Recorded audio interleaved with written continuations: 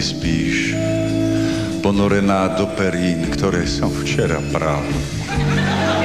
Tvojich 120 kíl sa rozlialo po gauči. Moja hlava oťažená parohami sa skláňa nad žehliacou doskou. Ešte musím povysávať, prach poutierať, Bože. Dívam sa na teba a neviem pochopiť, ako som mohol pred 30 rokmi po tebe tak túžiť a spievať ti. Ježišmar.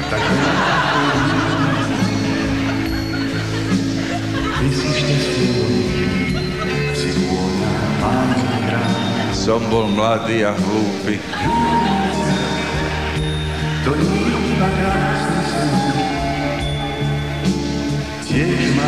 Radšej nie.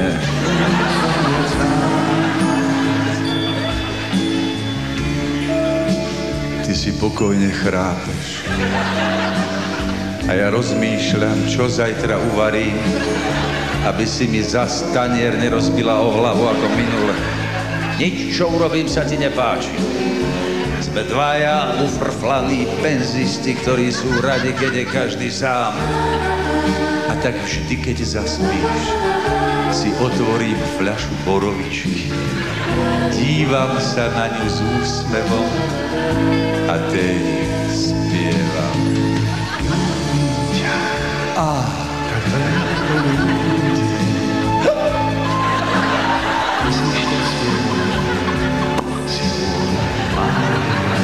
Nie je o tom.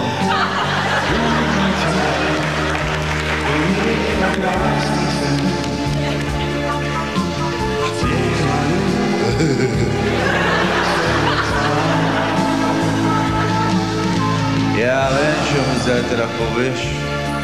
Už poznám všetky svoje mená. Mohla by z toho byť celkom slušná chovateľská stanica. Viete, manželstvo je ako obliehaná pevnosť. Tí, čo sú von, chcú dnu. A tí, čo sú dnu, chcú von. Našťastie láska má viacero podôb. A tak sa teraz hrávam so svojou dvojročnou, rozkošnou vnučkou a tej spievam ľúbim ťa.